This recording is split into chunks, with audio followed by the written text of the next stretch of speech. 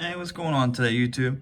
So today I wanted to make a video on how to use your factory cross member when you're doing an LS swap, what you need to do to fabricate it or customize it to get it to work, and what part you need as far as the new transmission mount to get it to work as well, to get that transmission bolted up to your factory cross member. First, I'm going to take in closer.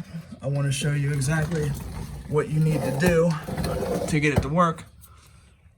If we're looking at it from underneath, as you can see, this is the front of the cross member right here towards the transmission.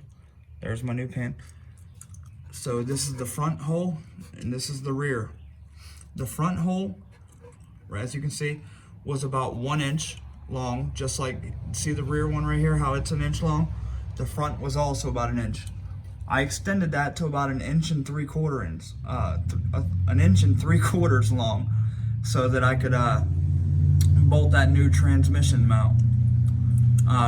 And the new transmission mount was adjustable. It was like a two-piece mount.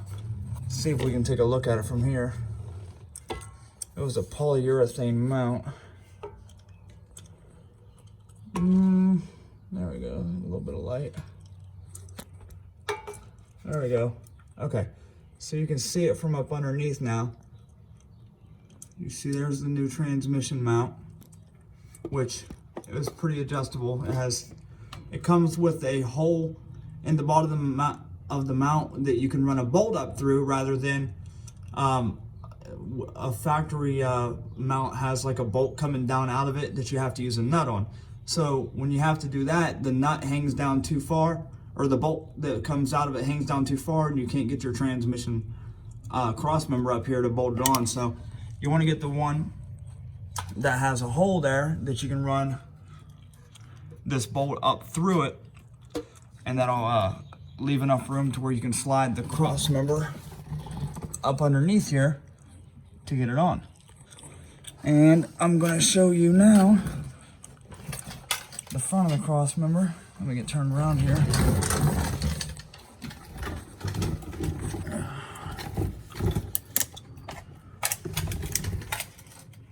On the front of the cross member, where the new transmission mount goes,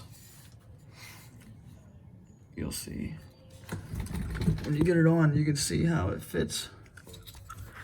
Pretty nice.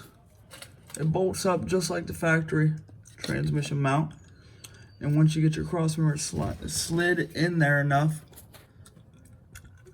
you can run the bolt up through the bottom like I was telling you. There you go. And now I'm going to show you the packaging and the part number of the new transmission mount that you're going to need to get that to work. Also, in order to slide the transmission back far enough, I went with the Dirty Dingo adjustable motor mounts. I don't know what other motor mounts you could use that would make the engine be able to slide back far enough. As you can see, mine's back in there pretty far. But those are the ones that I ended up using, and they gave me plenty of room so that I could still use my factory cross member. I'm trying to see if you can see them. A little bit. You can see that they slide back and forth. They're pretty much slid all the way back, but the aftermarket transmission mount you're going to use is made in the USA by Energy Suspension. It is a polyurethane mount, and you can get that at AutoZone. Part number is 3.1108G, and I have the receipt here. I ended up paying $34.99. And like I said, I got that from AutoZone. It's a really nice mount.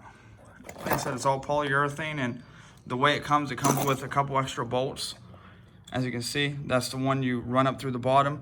It comes with 2 bolts where you can use it as a 4-wheel drive transmission mount or a rear-wheel drive transmission mount. So you can use it as both. And you can use that on the 4L80E and the 4L60E. So that makes it nice. But yeah, just a quick little video to let you know how I used the factory cross member.